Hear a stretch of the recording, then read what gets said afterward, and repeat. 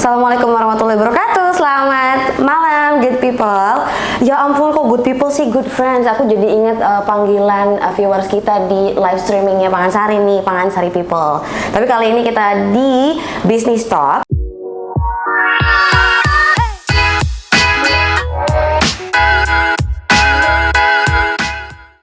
Program terbaru dari Pangansari Group. Nah, kita hari ini berada di tempat yang jauh lebih elegan bisa dibilang ya. Aku duduk juga udah kayak direktur nih ya kan. Hari ini aku kedatangan satu-satunya bintang tamu yang bisa dibilang the pioneer of our guest in our new content. Ini adalah seorang ekspatriat yang ada di Pangansari. Tapi kali ini dia bakal menceritakan bagaimana dia menjadi seorang leader yang memegang hampir 19 lokasi yang ada di Indonesia. Sebelumnya mari kita kenalan dulu. Selamat malam Pak Ali. Selamat malam Bu. Halo, kita kayak gini dulu dong biar akrab. Gimana Pak Ali? Ini tapi sebelum kita bahas dulu ke topik yang mau kita bicarakan, aku mau kenalan dulu sama Pak Ali. Pak Ali bisa kenal ke good friends di sini. Pak Ali siapa, kemudian jabatannya apa, kegiatannya sehari-hari seperti apa, boleh silakan kenalan dulu. Okay, my name's Lee Davis. My position within Pagansari is I'm the group region head of all operations, which is Region 2 and Region 3, which is, as was said, was 19 locations all over Indonesia, north, south, east and west. That is a lot. Yeah, it is. We're doing about, at the moment, 20,000 meals per day. 20,000 meals per day? Yeah. For those 19 locations? From the 19 locations to Region 2 and 3. Okay, good friends, karena ini kebetulan bintang tamunya kali ini adalah yang pertama kali mendapatkan bintang tamu dari expat, jadi kita akan sedikit campur-campur live, ya kan? Karena beliau juga, udah berapa lama Pak di Indonesia? How many years? 17 sekarang. 17 years. 17 years. 17 tahun di Indonesia, and then get married with Indonesian women? Already 16 years married. 16 years married with? 3 kids? 1 kid? One kid. 1 kid. But I have 4 children and 3 grandchildren in UK from my ex-wife in England. So dia di sini sudah 16 tahun, 17 tahun, dan sudah menikah juga dengan wanita Indonesia. Di Semarang, betul Pak? Ibunya?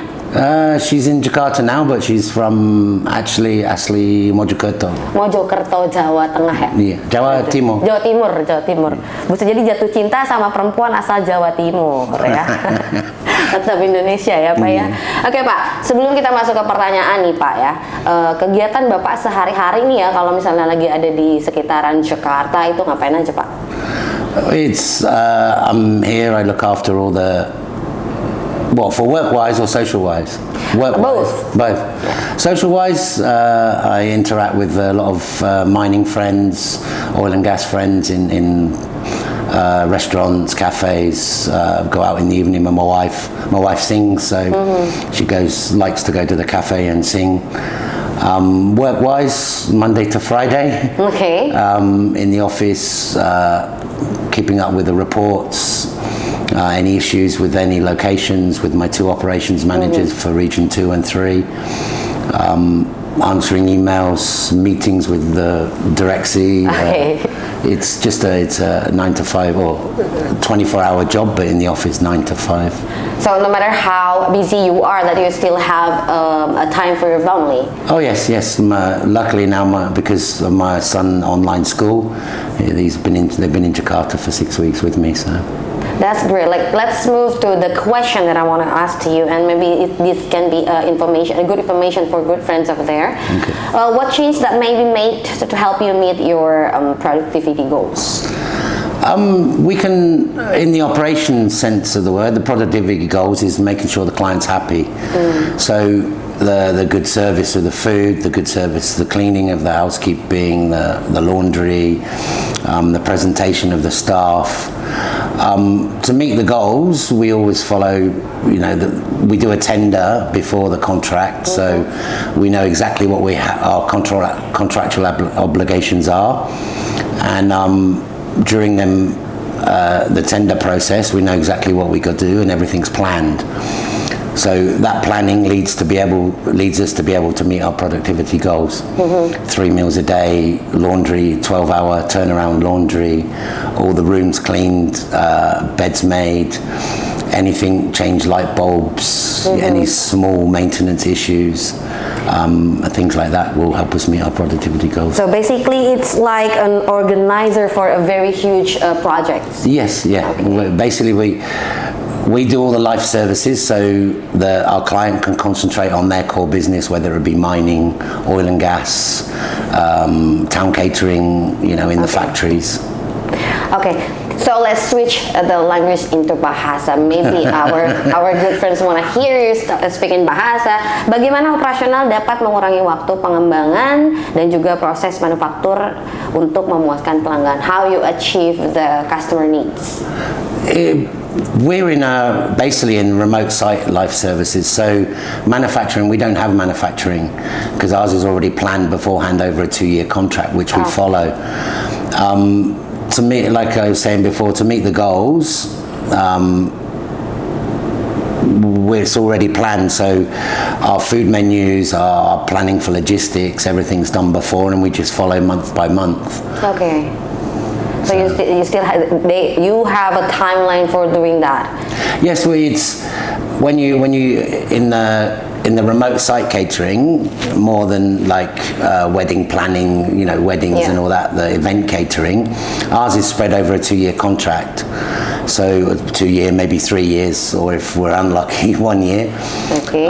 So everything's planned beforehand. Every price is done beforehand. All the staffing levels, logistics, consumptions, everything else is done before. So basically, it's just a plan that the site follows. Usually it will held by like 28 days or 30 days? For a menu, it's usually 28 days to 56 days. So, because you need 2 months to plan properly from the suppliers and the orders and everything like that. So we have to prepare it long before the event. Oh yes. Okay. Oh yes. So how can we shorten the development and manufacturing processes while we still meeting the needs of our customer? We guarantee it through the actual planning. So when we do a tender, the client tells us exactly what they want. So whether it be like 2.5 main course menu or 1.5 main course menu or even more. So it's all planned, the 28-day menu's planned, the suppliers are planned, the budget's planned, and to meet our goals, as long as we follow within that, the goals are always met. So it happened in any other company that also working in the same field as ours, right?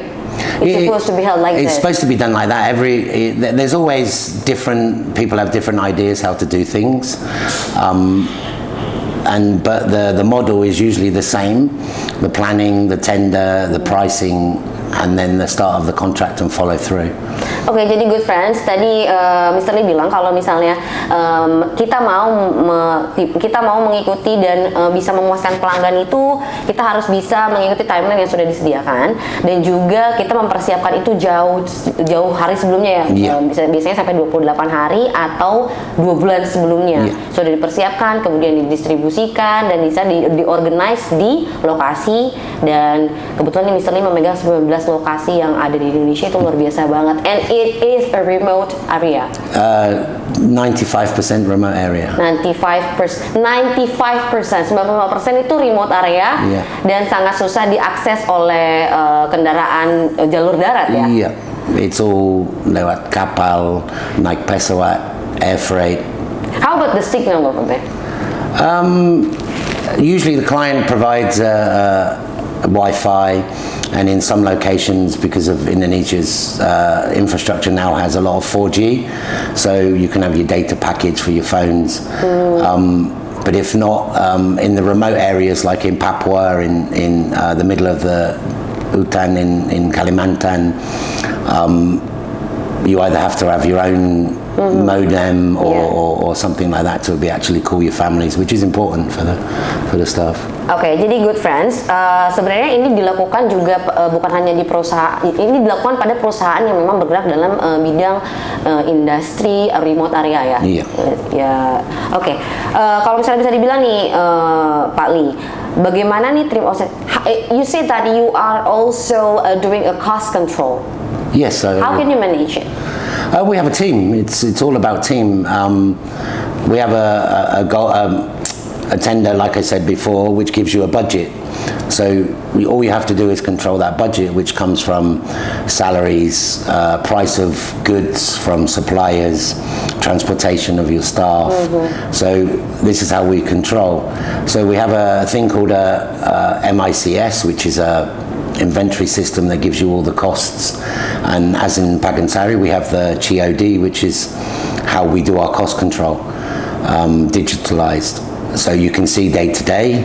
So if you're in the red the next day or 2 days in front, you can actually bring your costs down by reducing your food costs, your consumption, your waste.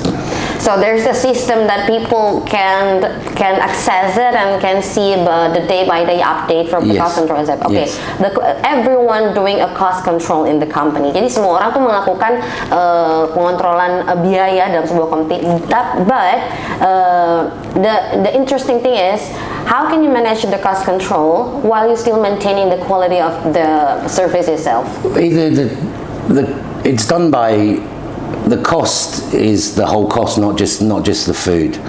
So you have vehicle rentals, you have staffing costs, costs of housekeeping, peralatan, laundry, chemicals. So all this is planned. So when you do your orders, you go to the best supplier, the cheapest supplier. So you ask for 3 requests for quotations. So if you've got 3 chemical suppliers, for instance, you send them what you need for the following month. So you give them time and they send you the price list and you choose the best price. Jadi kita itu kita tetap bisa mengontrol quality dengan menekan cost controlnya, asal kita juga tahu kualitas dari apa yang akan kita provide untuk customer atau pelanggan kita juga ya, gitu ya Pak Lia. Nah, tadi kan kita bicara soal sistem. When you try to provide the update of cost control, the report, you're doing by system. Now, what technical advances are there to assist us in controlling process and the system itself? Well, and in Pagansari itself, we have three systems. We have the COD, which is our inventory and financial system. So every report is uploaded live. It's a live system, and it's uploaded live. How many people are eating? How many goods have come out of the store? How much the cost of the meal is? So it calculates it all itself. So all our profit and loss is basically calculated itself within the system. We also have an accommodation management system. Okay. So when a client arrives on site, it's all digitalized. So they arrive on site, they go to, it's like a hotel, a big hotel. You go in and you check in reception, you're given your room, you're given your key, and it's all digitalized.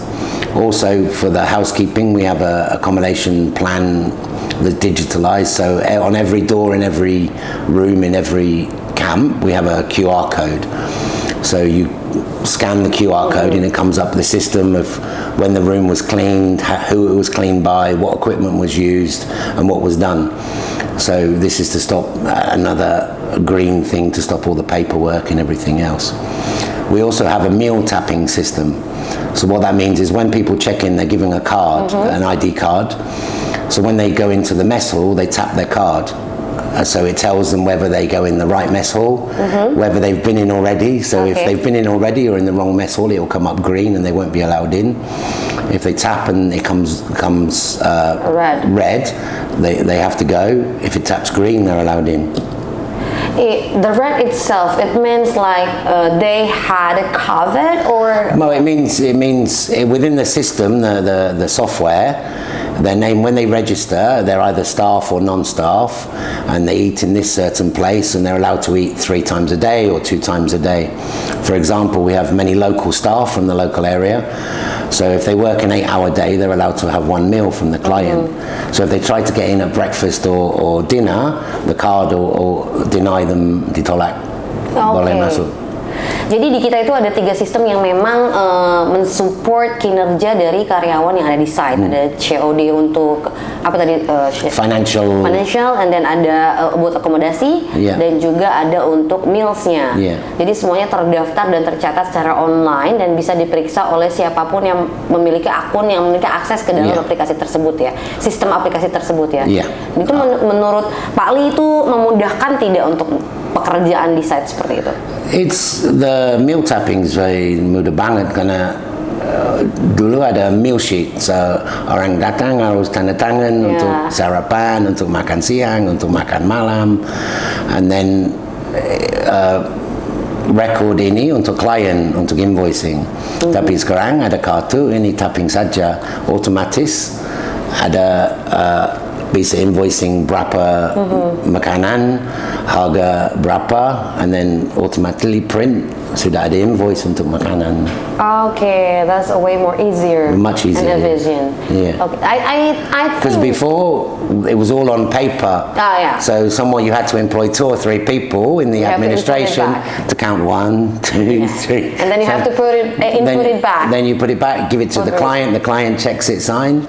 But with the electronic system, it's all agreed online. So it will be more efficient. It's very efficient. And I think there is a lot of company doing go with this kind of system as well. Majority of I will say our competitors in Indonesia, the main senior national companies will use the same systems. Because it's more efficient, right? Plus it all depends on the client, whether the client wants to use it or not. So when we do the tender, we offer the accommodation system, the meal tapping system, and if the client wishes to use them, we install them from our own IT department.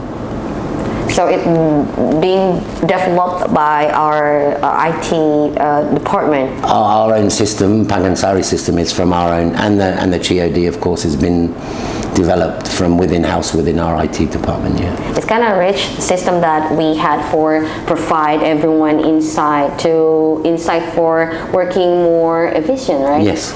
Okay, before we continue, I want to let know our good friends over there. Saya mau kasih tahu nih Pak, good friends, kalau acara ini kita persembahkan disponsori oleh @analogi.indonesia, kemudian ada hit_it_id, ada juga manci.bali, ada dapur di atas awan, kemudian ada juga Mubara Catering, dan ada Fronte, MyDibble, Media, dan juga Gerudo. Udah pernah coba belum produk kita? Udah pernah coba belum produk kita? Sudah ada semuanya. Di lokasi ya. MyDibble ya sudah di lokasi. Site juga dikirimin MyDibble? Iya, ini ada project besar, ini mungkin 3 ton per bulan. Oke. Kalau untuk yang lain sosis? Sendiri saya beli Fronte dari supermarket, hypermarket. What do you think about the taste? It's very good. Fronte is very good. I do like it as well. Excellent brand. Yeah, it's really good. Okay, back to the question. How can we bring numerous sites together and track their performances? Well, every site has a KPI, key performance indicator, split into certain levels. So the site manager has his own KPI, and the site has a KPI. So it's done on service, presentation, financial, safety, and that can be split. So that's how we can analyze the performance of the location. Each manager has a personal KPI because, of course, as a company, as a Pagansari, we pay a KPI bonus every year to the managers and supervisors. It's like an incentive to work harder and better. And we also have the MICS, which is the inventory system. So each location has their own inventory system, which is then sent to centralized. We have an office in Balikpapan, and we have an operations office here in Jakarta. So all the data is sent here and compiled, and then we can see the performance overall as a region, as both regions together, and as an individual location. So we know whether they're performing financially, how their inventory is, their stock holding, which is another cost control. Because if you hold too much stock, it could go expired, which you lose money. So yes, this is how the synergy we use for all the locations to analyze individually and as a whole group.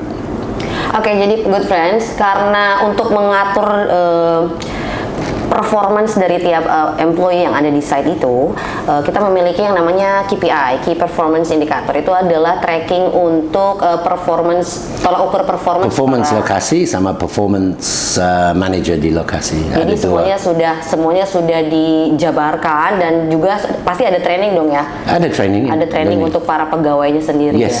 Karena di site itu nggak bisa sembarang orang masuk, mereka butuh beberapa sertifikasi juga ya. The sectors semua beda. So if oil and gas training harus tinggi, harus ada K3, whether it be safety, listrik, even koki harus ada kualifikasi dari universitas or industry. Hospitality Indonesia. The ministry itself. It's very, very high standard in oil and gas. In mining, it's not so high, like a manager. But in mining, a manager needs POP, which is a supervisory qualification, which is done by the mines minister. Or the mines ministry, sorry. So they have to arrive there, do the test for 2 days to get their certificate. Oke, jadi good friends, ada beberapa KPI yang memang berbeda untuk setiap staffnya gitu. Untuk staff manager ke atas memang mereka membutuhkan sertifikasi yang memang sudah valid dari universitas atau mungkin kementerian juga ya. Oke, since you are mentioning about KPIs and you are the head section of the second and the third region, do you include in develop the KPI itself? Yes, it's in between accumulation between HR and operations. So we develop the KPI to meet people's needs on location, because every location is different. Some are bigger, some are smaller. Some clients are more service orientated. Some clients are more, let's just get the people fed. So there's a difference between all the locations. So the KPI has to be different for the manager in charge, because it's not fair if a manager on an oil and gas site where he has to meet such high standards, and the guy in the mining site doesn't have to meet so high standards. So we do it to match the locations they work at. Jadi good friends, KPI-nya ini juga ditentukan dari lokasi tersendiri. Kalau misalnya memang mereka bekerja pada pertambangan emas atau misalnya juga oil dan gas, itu juga KPI-nya akan sangat berbeda. Dari mulai jabatan, kemudian lokasi, KPI-nya berbeda semua ya. Dan Pak Lee ini juga menentukan KPI yang nantinya akan diberikan, ditrainingkan kepada seluruh karyawan di site tersebut. Okay, let's step aside the question about this business kind. I want to ask you, when you are staying in those sites far from your home for maybe like 2 weeks, 3 weeks, or maybe a month, normally 6 weeks to 8 weeks. 6 weeks. 6 weeks to 8 weeks normally on a location. Normally 3 to 6 weeks. Yeah. How can you manage your time with your family? Well, it's the time you get to call, maybe hopefully in the evening, depending if you're on night shift, day shift, depending on the signal. But we take it really serious, so people get time off. So they only work a 12-hour shift, so it's a 12-hour day shift or a 12-hour night shift. But during them 12 hours, they get time off as well, because we have to meet the 3 deadlines of the meals: breakfast, lunch, and dinner.